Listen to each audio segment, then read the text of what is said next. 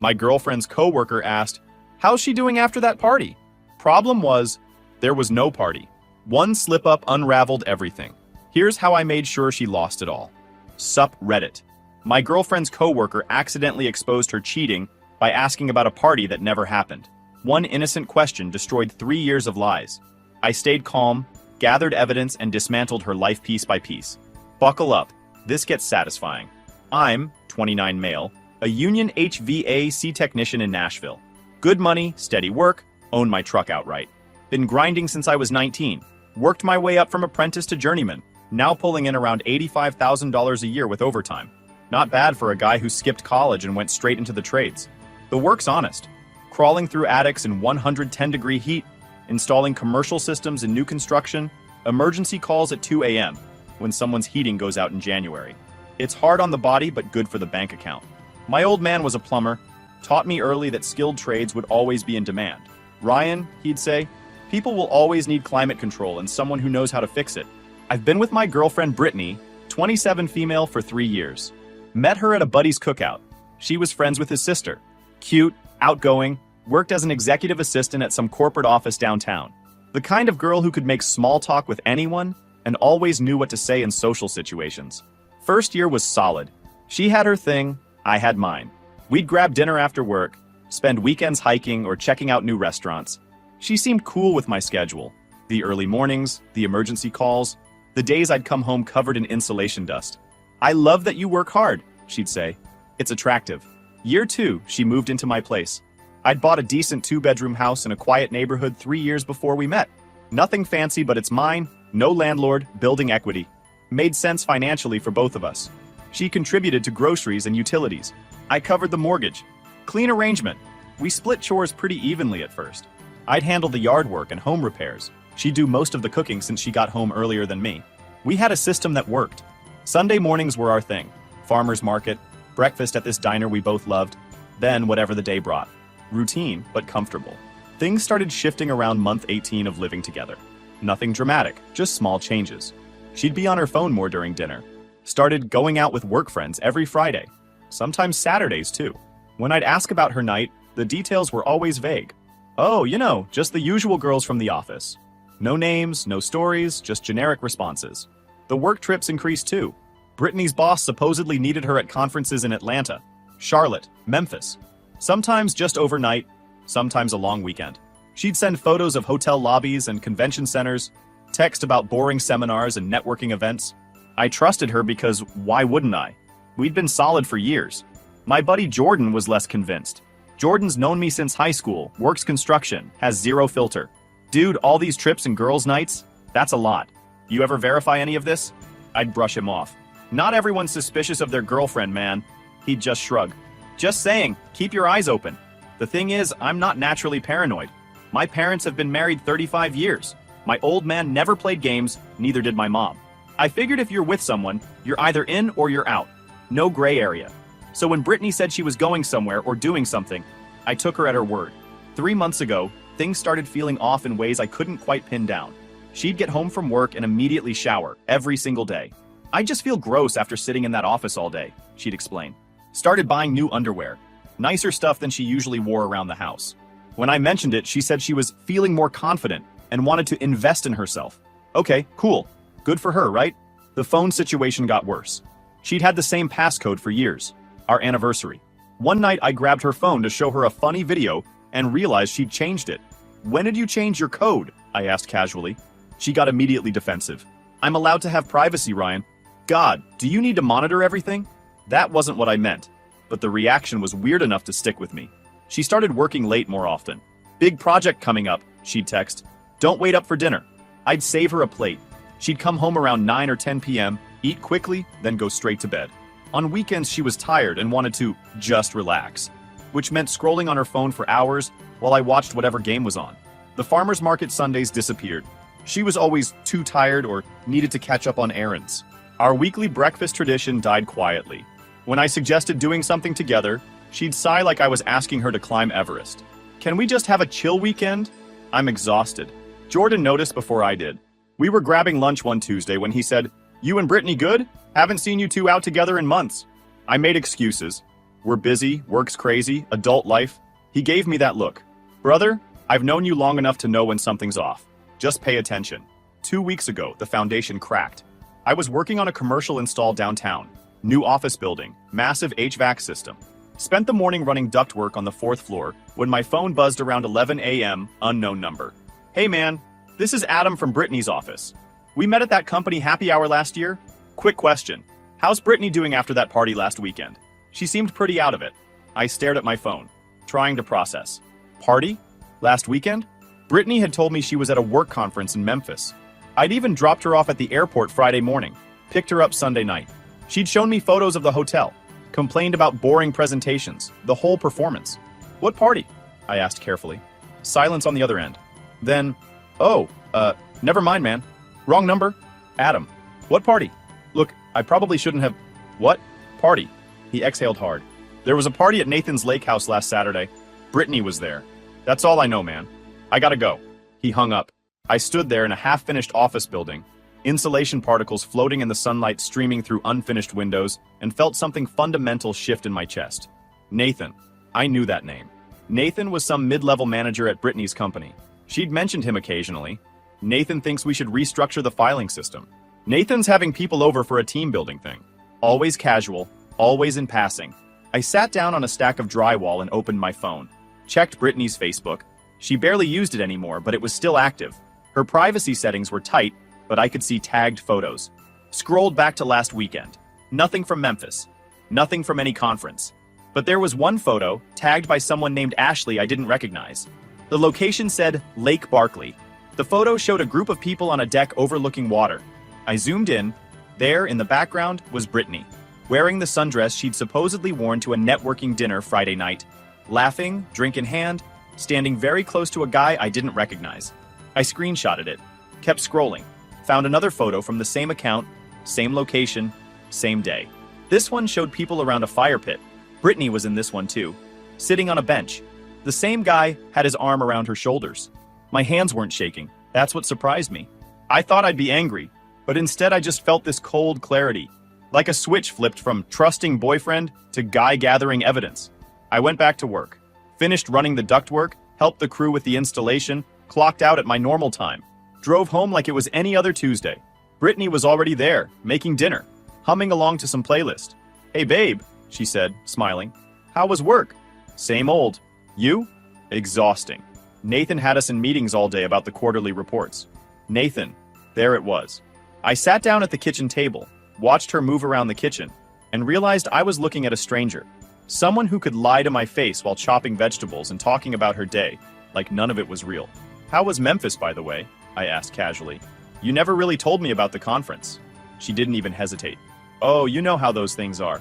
Boring panels, mediocre hotel food. Learned some stuff about new software systems we might implement. Pretty standard. Get any good photos? Not really. Was too busy taking notes most of the time. I nodded. Let her keep talking. She elaborated on the fake conference. The keynote speaker, the breakout sessions, the hotel restaurant she'd tried. Every detail was smooth, practiced, believable. If Adam hadn't called, I'd never have questioned any of it.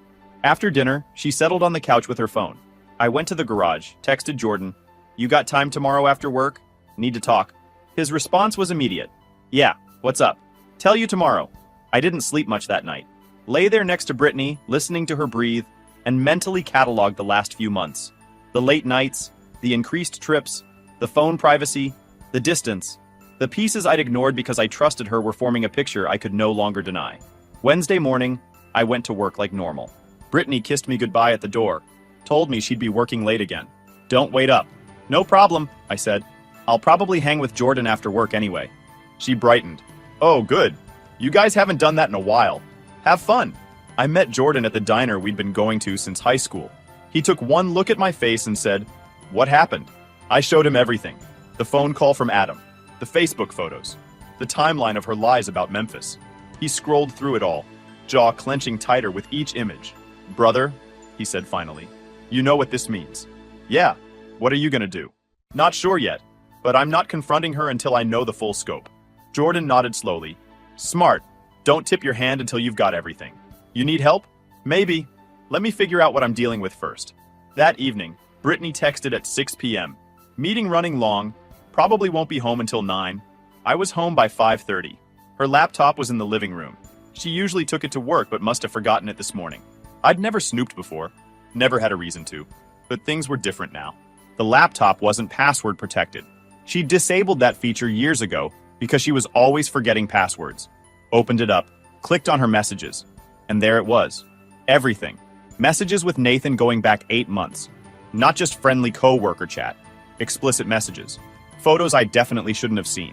Plans for hotel meetups. That conference in Memphis? They'd gotten a room together? The lake house party? His place? The late work nights? Dinner with him? Then back to his apartment. 8 months. She'd been doing this for 8 months.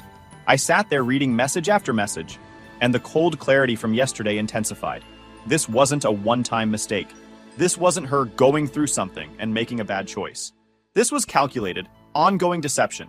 She'd looked me in the eye every single day for 8 months and lied. The messages showed planning, how to coordinate schedules so I wouldn't suspect which excuses worked best, how to hide phone notifications. She'd even joked with him about me. Ryan's so trusting he never questions anything. Makes this easy. That line hit different. I'd thought my trust was a foundation of a strong relationship. Turned out it just made me an easy mark. I took photos of everything with my phone, scrolled back through months of evidence, documenting the timeline, the meetings, the hotel bookings she'd expensed to her company card, then delete. Created a folder on my phone labeled Documentation. Transferred everything there. Found their future plans too. Nathan was planning to transfer to the Chicago office next year. They'd been discussing Brittany going with him. We can finally stop hiding, he'd written. Fresh start, just us. Just us. Like I was some obstacle to navigate around, rather than a human being she'd committed to. I closed the laptop, put it back exactly where I'd found it, and sat on my couch staring at nothing for a while. My dog Rookie, a 5-year-old mutt I'd adopted 2 years ago, came over and put his head on my knee. Animals know when something's wrong. We're gonna be okay, buddy, I told him. And I meant it. Brittany got home around 9:15, apologizing for being so late. Meeting went longer than expected. Then I grabbed food with some colleagues. She kissed my forehead, said she was exhausted, and went to bed. I stayed up until 2 a.m., cross-referencing her phone records. We were on a family plan under my account, her work calendar she'd shared with me months ago, and the messages I'd photographed. Built a timeline of every lie, every excuse, every business trip that lined up with Nathan's schedule. The picture was complete, and now I had to decide what to do with it. Thursday morning, I called in sick to work, first time in 3 years. Brittany left for the office at her usual time. The moment her car pulled out of the driveway, I got to work. First stop, the bank. We had a joint checking account we used for household expenses, but my main checking and savings were separate. Lesson from my old man about keeping your finances protected. I transferred my half of the joint account into my personal checking. Left her half alone. Fair split, no stealing. Second stop, my phone provider. Removed Brittany from my family plan, effective immediately. She'd have to get her own service. Third stop, meeting with a real estate attorney. The house was mine. Bought before we met. Mortgage in my name only. She'd never been added to the deed. But I wanted to make sure I was protected if she tried claiming common law marriage or some other angle. Tennessee has specific rules about that. And I needed to know where I stood. Attorney confirmed what I suspected. House is mine. She has no claim. Since we weren't married, and she'd been paying what amounted to rent via her utility contributions, I was clear to ask her to leave with proper notice. He recommended documenting everything, keeping communication in writing, and being prepared for her to get nasty. Do you have evidence of the infidelity? He asked. I showed him the folder on my phone. He nodded approvingly. Keep this. If she tries anything, claims you were abusive, tries to make false accusations, this context matters. Fourth stop, locksmith. Scheduled them to come change my locks on Saturday morning. Paid extra to add a deadbolt. Fifth stop, storage unit. Rented one across town, paid for 3 months up front, dropped off my most valuable tools, my hunting rifles, my old man's watch collection he'd passed down to me. If things got ugly, I wanted my important stuff somewhere she couldn't access. By the time Brittany got home that evening, everything was in motion. She was in a good mood. Probably had a nice lunch with Nathan. We made small talk about our days. I mentioned thinking about repainting the living room. Asked if she had color preferences. She suggested a gray-blue shade. I nodded like I was taking notes, knowing she'd never see those walls again. Friday morning, I went back to work. Acted completely normal. Came home at my regular time, made dinner, watched TV with Brittany. She was on her phone most of the evening, probably texting Nathan. Every time she smiled at her screen, I felt nothing. The anger had burned out, leaving only resolve. Jordan texted, "You good? Haven't heard from you." "All good. Making moves. Tell you about it soon." Saturday morning, the locksmith showed up at 8 a.m. while Brittany was at yoga, her weekly class she never missed. An hour later, my locks were changed, and I had 5 new keys. Kept one, gave one to Jordan, one to my parents, put 2 in my safe. Brittany came home around 10, let herself in with her key like normal. She'd be in for a surprise next time. That afternoon, I executed phase 2. "Hey babe," I said casually while she was reading in the living room. "Need to talk to you about something." She looked up, immediately suspicious. "What's wrong?" "Nothing's wrong. Just need to sort something out. You know how we've been splitting the household costs? I'm making some changes to my budget, need to formalize our arrangement. Okay?" She was confused but not alarmed yet. "So going forward, if you're going to keep staying here, I need you to contribute actual rent. Market rate for a room in this neighborhood is about $800 a month. Seems fair?" Her eyes widened. "Wait, what? Rent? Ryan, we live together. We're a couple." "Yeah, but the house is mine. You're essentially a tenant. Been thinking about it, and it makes more sense to have a formal agreement. You know, for tax purposes and stuff." "This is ridiculous. We've been together 3 years. You can't just suddenly start charging me rent." I shrugged. "House is in my name. Mortgage is my responsibility. Just seems like we should have clarity on the financial arrangement." She was getting angry now. "Is this because I've been working late? Because I'm sorry I've been busy. But you don't get to punish me financially for having a demanding job. Not punishing anyone. Just establishing clear boundaries about shared expenses versus my personal property. The house is my personal property." We argued for about 20 minutes. Her getting increasingly upset, me staying calm and repeating the same points. Finally, she stormed off to the bedroom, slammed the door. I gave it an hour, then knocked. "Hey, you got a second?" "What?" Her voice was ice. "Look, I don't want to fight about this. If you're not comfortable with the new arrangement, I understand. Might make more sense for you to find your own place. No hard feelings." Silence. Then, "Are you breaking up with me?" "I'm saying maybe we rushed into living together. Maybe we need to take a step back, reassess what we both want. You've been distant lately anyway. Maybe some space would be good." More silence, then crying. She opened the door, eyes red, looking genuinely distressed. "Ryan, I don't want to lose you. If I've been distant, I'm sorry. Work's been overwhelming and I've been stressed. But I love you. I don't want to move out." The performance was impressive. I almost believed her. "Then we need to have an honest conversation about where this relationship is going," I said. "Because from where I'm sitting, it feels like you've checked out." She grabbed my hands. "I haven't checked out, I promise. Let's talk about this. Really talk." "Okay. How about we go to dinner tomorrow night? Somewhere nice, neutral ground. Really hash this out." She nodded eagerly. "Yes, let's do that. I'll make a reservation at that Italian place you like." "Sounds good." I went back to the living room, feeling nothing. She thought she was saving the relationship. I was just setting the stage. That evening, she was extra affectionate.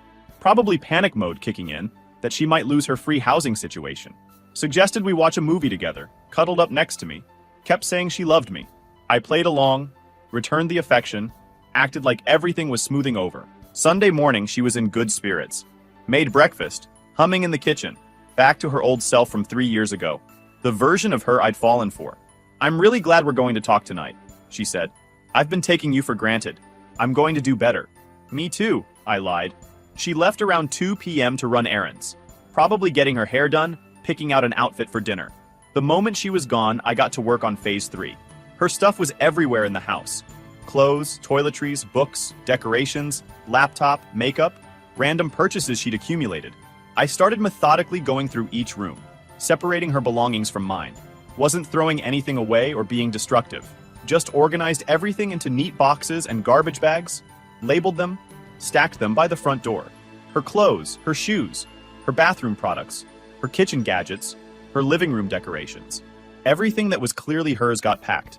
Took about 3 hours. By the time I was done, the house looked noticeably different, cleaner, more like my original bachelor pad. Her feminine touches were gone. It was my space again. I loaded the boxes into my truck, drove to the storage unit I'd rented, unloaded everything. Left it all there, locked up, came home, cleaned up any evidence of the packing session, made the house look normal again. At 5 p.m., I texted her, "Hey, something came up at work. Emergency call for a commercial system down. Probably gonna take a few hours. Can we reschedule dinner? Her response came immediately. Oh no, that's okay. We can do it tomorrow. Hope the call isn't too bad. Thanks, babe. Don't wait up. Might be a late night. I wasn't at any work call. I was at Jordan's place, showing him everything. The evidence, the timeline, the packed boxes in storage. Damn, he said, impressed. You've been busy. Just getting started. We ordered food, played some video games, talked through my plan for the next week. Jordan's wife Katie came home, heard the story, immediately went into protective friend mode. Ryan, I'm so sorry. That's awful. But honestly, the way you're handling this is perfect. Don't get emotional, just get even. Around 11 p.m., I headed home. Brittany was already asleep. I crashed on the couch, set my alarm for early. Monday morning, I woke up before her. Left a note. Had to head to work site early. See you tonight. Went to work, put in a full day, came home at my normal time. Brittany was already there, making dinner again. She'd really been trying to play the good girlfriend since our Saturday conversation. How was your emergency call? She asked. Fixed it. No big deal. We ate dinner, made small talk. She suggested we watch something together. We settled on the couch, her curled up against me, everything seeming fine on the surface. Tuesday, I started phase 4. Called Brittany's office, asked for Nathan's extension. When he answered, I kept it simple and professional. Hey Nathan, this is Ryan, Brittany's boyfriend. Need to talk to you about something. You got time to meet for lunch today? Silence. Then a cautious, I'm not sure it's not a confrontation. Just want to have a conversation man to man. Your choice, but I think you'll want to hear what I have to say. More silence. Okay, where? We met at a diner downtown. Public place, lots of witnesses, neutral ground. Nathan showed up looking nervous, like he expected me to throw a punch. I stayed relaxed, ordered coffee, waited for him to sit down. Look, man, he started. I don't know what Brittany told you, but she didn't tell me anything. Found out on my own. Got photos of your lake house party, read the messages on her laptop, tracked your schedules. Know about the hotels, the conferences that weren't conferences, the Chicago transfer plans. All of it. His face went white. I'm not here to fight you, I continued. You can have her. Honestly, I'm done. But I wanted to give you some context before you make any major life decisions. Context? Brittany's really good at playing roles. Good girlfriend to me, fun side piece for you. But the thing about people who can lie that smoothly, they're lying to everyone. You're not special. You're just the current Mark. He shifted uncomfortably. I didn't mean for this to happen. It just, don't care about your excuses. Here's what matters. Brittany's about to find herself homeless and single. When that happens, she's probably going to come running to you, talking about how I was controlling or mean or whatever story she spins. She'll want to move in with you, probably speed up those Chicago plans. Why are you telling me this? Because I'm a decent guy, and you're about to get played just as hard as I did. Thought you deserved a heads up. I slid a flash drive across the table. That's got copies of everything. Her messages to you, her messages to other guys before you. Yeah, you're not the first. Financial records showing she's in debt up to her eyeballs. Pattern of behavior. Do what you want with it. But if I were you, I'd think real hard about tying my life to someone who's that comfortable deceiving people. I stood up, dropped a 20 on the table for the coffee, and walked out. Left him sitting there staring at the flash drive like it was a live grenade. That evening, Brittany was quieter than usual. Nathan had probably called her, told her about our lunch. She kept glancing at me like she was trying to gauge how much I knew. Everything okay? I asked innocently. Yeah, fine, just tired. Long day at work? Something like that. I let her stew in it. Watched TV, acted normal, went to bed. Wednesday morning, I woke up to angry texts from Brittany. She'd left early for work without saying goodbye. The text came in around 8 a.m. Nathan told me you met with him. What the hell, Ryan? Why are you talking to my coworkers? This is psychotic behavior. I waited until my lunch break to respond. Psychotic is lying to your boyfriend for 8 months while sleeping with your boss. I'm just having conversations. My phone exploded. Calls, texts, voicemails, all of Brittany freaking out, demanding I explain myself, accusing me of sabotaging her relationship with Nathan. The irony. Threatening to come home and sort this out. I didn't respond to any of it. Just silenced my phone and went back to work. That evening, I beat her home. Changed into comfortable clothes, ordered food, waited. She burst through the door at 7 p.m., furious. What did you tell Nathan? The truth. You had no right to talk to him. He was sleeping with my girlfriend. I had every right. She stopped short, realizing I'd just said it out loud. Confirmed what she'd probably been hoping I didn't actually know for sure. Ryan, I can explain. Don't care about explanations. I'm done. You're done? Just like that? 3 years and you're just done? 3 years you were lying. 8 months you were cheating. Yeah, I'm done. Her anger shifted to panic. Where is this coming from? What evidence do you even have? Nathan's lying if he told you anything happened. I pulled out my phone, opened the photo folder, held it up. Got all your messages. Got the hotel bookings. Got the fake conference itineraries. Got photos from the lake house. Got everything. She grabbed for my phone. I pulled it back, stepped away. Don't. You went through my laptop? That's a violation of privacy. You sleeping with Nathan is a violation of our relationship. We're not doing moral equivalencies here. She tried crying next. Big tears, shaking shoulders, the whole performance. I made a mistake. I'm sorry. Can we please talk about this like adults? We're talking right now. I mean really talk. About us, about what happened, about how we fix this. Nothing to fix. We're over. You need to move out. I have nowhere to go. Should have thought about that before spending 8 months with Nathan. Actually, speaking of Nathan, how'd that conversation go after I gave him the flash drive? Her face went pale. What flash drive? All the evidence, including messages to other guys before Nathan. He didn't mention that? She looked like she might be sick. Apparently Nathan hadn't shared that particular detail with her. You need to leave, I said calmly. This is my home too. No, this is my house. You've been a guest. Guest privileges are revoked. You can't just kick me out. Already talked to a lawyer. Yes, I can. You've got 30 days to find a place per Tennessee law. Consider this your notice. She stood there, mouth opening and closing, trying to find some angle. My stuff? Already packed. It's in a storage unit. I'll text you the address and access code. First month's paid. After that, it's on you. You packed my stuff? When? Does it matter? She lunged at me, not violently, but trying to grab my phone again. I sidestepped, held it out of reach. Brittany, stop. This is done. The relationship is over. I want you out of my house. I'll fight this. I'll get a lawyer. I've been paying bills here for 2 years. As a tenant, not an owner. Try whatever you want legally. I'm covered. She collapsed onto the couch, sobbing. How can you be so cold? I loved you. You loved the stability I provided. Free housing, someone to cover expenses while you played around with Nathan. That's not love. She looked up at me with genuine hatred then. The mask was completely off. You were boring. You're always at work. You never want to do anything exciting. Nathan actually lives life. Cool. Go live life with Nathan. Oh wait, pretty sure I just blew that up for you too. My bad. She grabbed her purse and keys, stormed toward the door. Tried her key in the lock. It didn't work. Locks are changed, I said. Figured that was necessary given the circumstances. You changed the locks? Yep. Your stuff is in storage. I'll text you the details. You're not staying here tonight. Where am I supposed to go? Maybe Nathan's place? Or a hotel? Not my problem anymore. She stood there for another minute, cycling through emotions. Anger, disbelief, panic, rage. Finally grabbed her purse and left, slamming the door behind her. I locked it, threw the deadbolt, and felt a weight lift off my shoulders. My phone blew up over the next hour. Brittany texting, calling, leaving voicemails that went from angry to pleading and back to angry. Her mom called. Apparently Brittany had driven to her parents' house and told them some version of events where I was the villain. I didn't answer. Jordan called. You good? Yeah, she's out. Need anything? Nah, I'm good. That night, I slept better than I had in months. Rookie curled up at the foot of the bed, the house quiet, my space reclaimed. Thursday morning, I woke up to texts from numbers I didn't recognize.